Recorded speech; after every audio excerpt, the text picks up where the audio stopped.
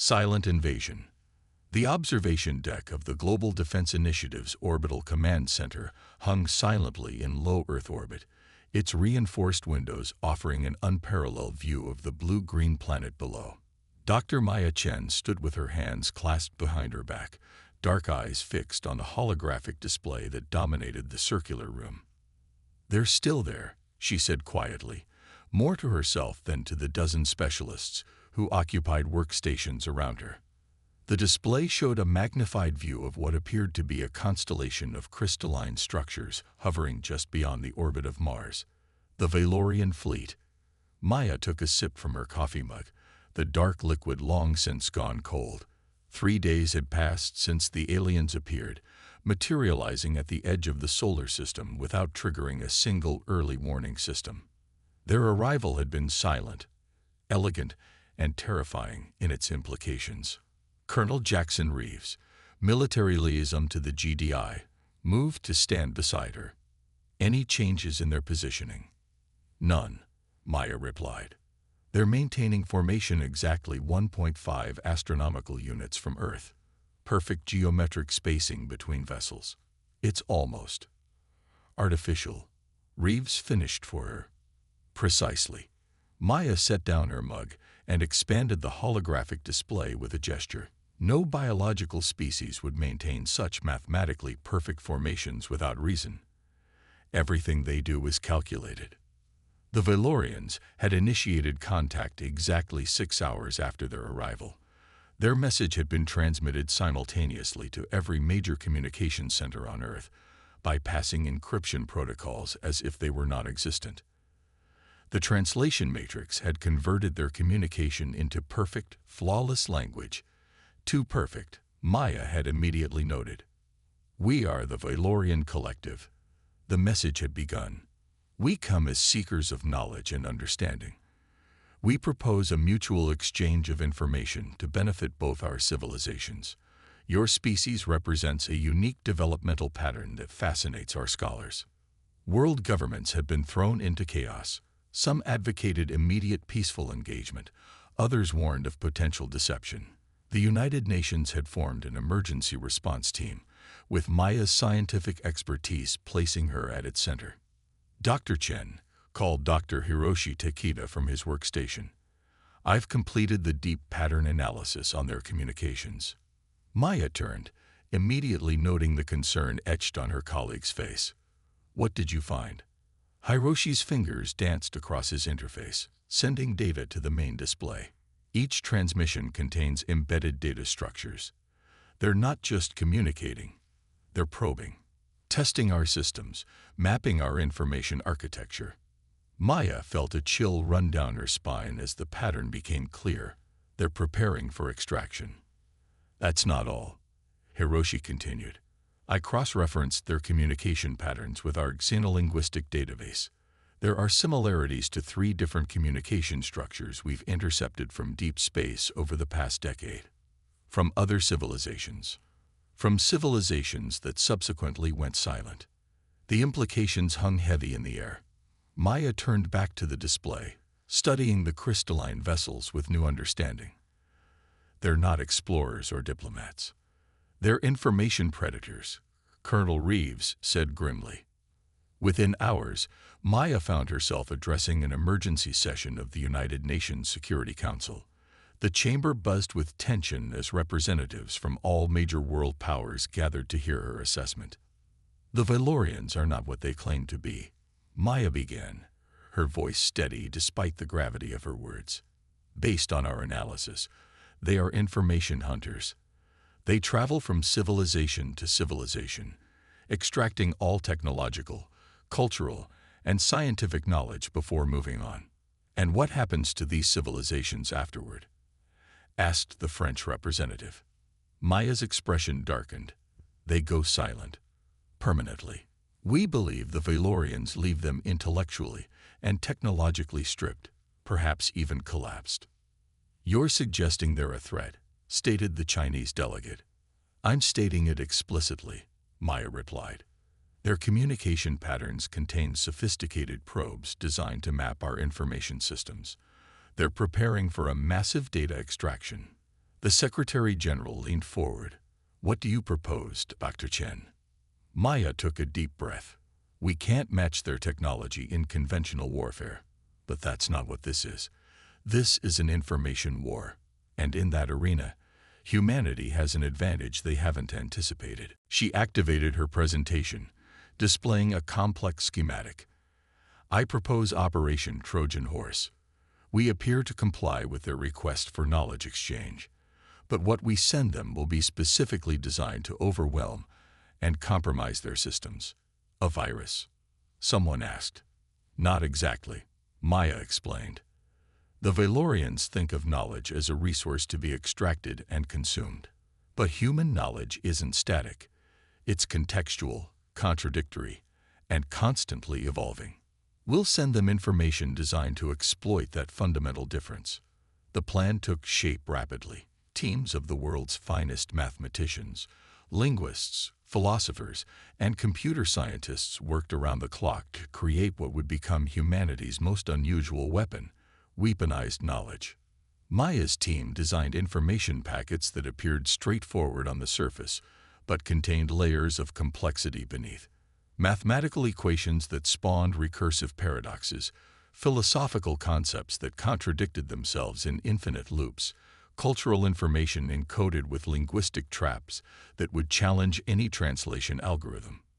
"The beauty of it," Maya explained to Colonel Reeves as they reviewed the first completed packets, "is that none of this is malicious code in the traditional sense. It's simply human knowledge structured in ways that will be fundamentally incompatible with their linear extraction methods." "How can you be sure their systems will be affected?" Reeves asked. "Because they're hunters, not thinkers," Maya replied. "Their entire approach shows they view knowledge as something to be harvested rather than engaged with. They won't be prepared for information that fights back." 7 days after first contact, the Valorian fleet shifted position, moving closer to Earth. Their next transmission was more direct. "We have analyzed your civilization and determined that an exchange would benefit both our species. Prepare your knowledge repositories for access." The time for pretense had ended. The Valorians were no longer asking. They were taking. "They're beginning their approach," reported Lieutenant Santos from the tactical station. "Energy signatures indicate they're powering up some kind of directed transmission system." "Right on schedule," Maya said calmly. She turned to Hiroshi. "Are we ready?" Her colleague nodded. "Operation Trojan Horse is primed. All global systems are synchronized." Maya took a deep breath and gave the order that would determine humanity's fate. "Initiate first contact protocol. Let's show them why you should never underestimate human creativity."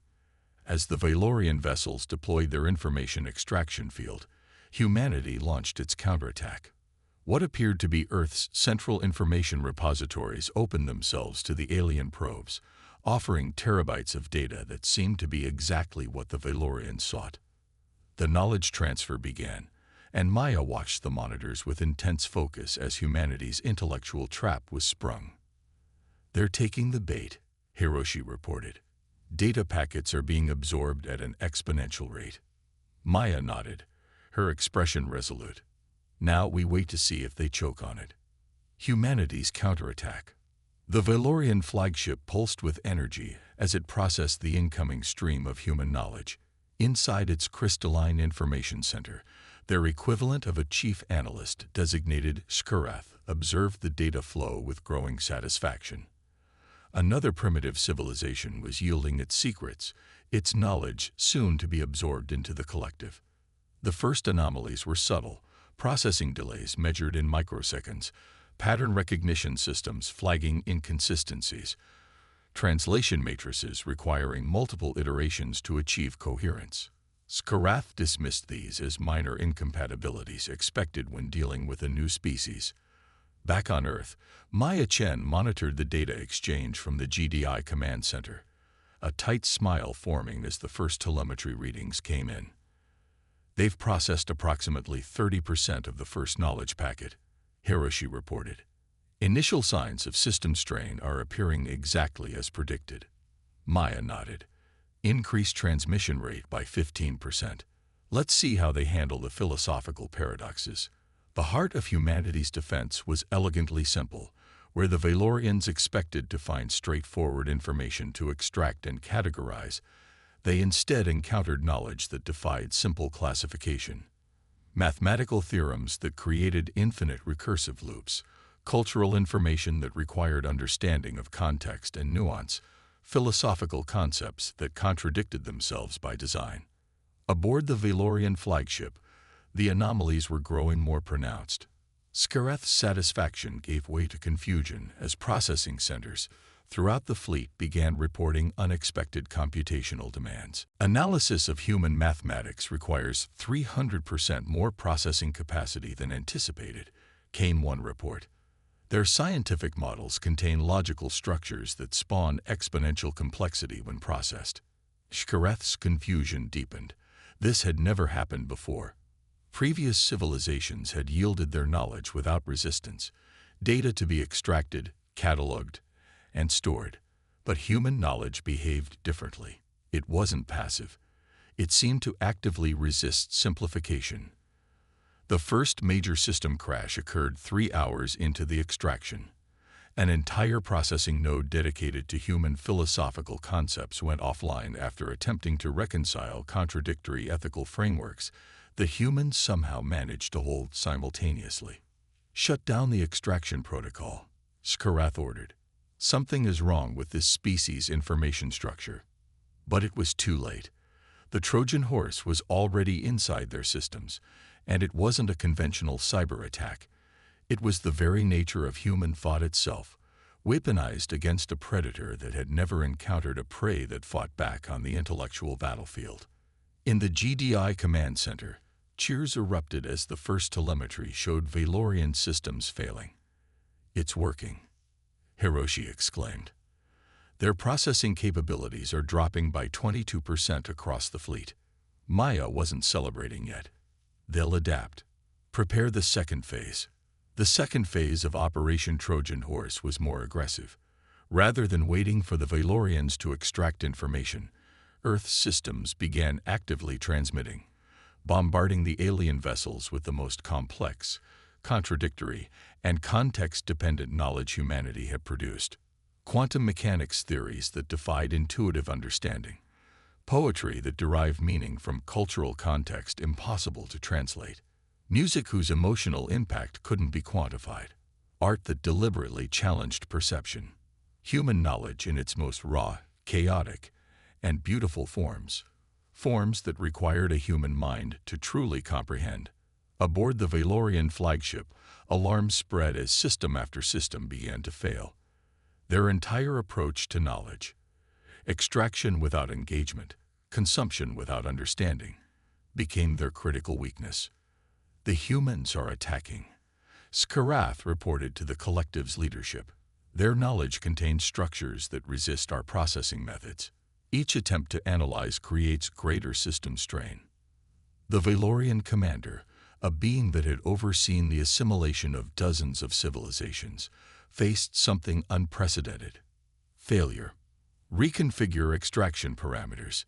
Increase processing allocation. But the more resources the Valorians dedicated to processing human knowledge, the more deeply the trap ensnared them. Mathematical paradoxes spawned computational black holes. Linguistic analyses triggered recursive loops.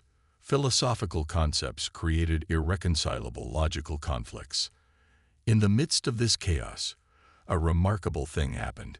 One of the Valorian processing centers dedicated to cultural analysis achieved a momentary breakthrough, not by successfully extracting human knowledge, but by genuinely engaging with it. For a brief instant, before the system crashed, the Valorian processor experienced something new. Understanding rather than mere extraction. It glimpsed the true nature of human knowledge, not as a resource to be taken, but as a living ecosystem that required participation to navigate. This realization spread through the Valorian network like a shockwave. Their fundamental assumption, that knowledge was a commodity to be harvested, collided with the reality that human understanding was something far more complex. Maya noticed the change immediately. "Look at this," she said, pointing to a display showing the Valorian fleet's energy signatures. "They're altering their approach, becoming more selective. They're learning," Hiroshi observed. "Yes," Maya agreed, "but not in the way they intended. They're learning that our knowledge can't be taken, it must be understood." The final phase of humanity's defense was the most elegant. Having demonstrated that direct extraction would fail, Earth's systems offered the Valorians a genuine exchange. But on human terms, the offer was clear: engagement rather than extraction, dialogue rather than theft. For 3 days, the Valorian fleet remained in position, their systems partially compromised, their strategy in ruins. Earth waited, defenses ready, for their decision. When it came, it wasn't what anyone expected. The Valorian fleet began to withdraw, moving back toward the outer solar system in the same perfect geometric formation they had arrived in. Their final transmission was brief. "Your species processes information in a manner incompatible with our collection methods. We withdraw to reconsider our approach." In the observation deck of the GDI Command Center, Maya watched the holographic display as the crystalline vessels retreated. "We did it," Colonel Reeves said quietly, "without firing a single conventional weapon." Maya nodded, but her expression remained serious. "This isn't over. They'll be back, perhaps with new methods. But we've proven something important today." "What's that?" Hiroshi asked. "That humanity's greatest strength isn't our technology or our weapons," Maya replied. "It's how we think. Our contradictions, our creativity, our ability to hold opposing ideas simultaneously. These aren't weaknesses. They're what make us uniquely human."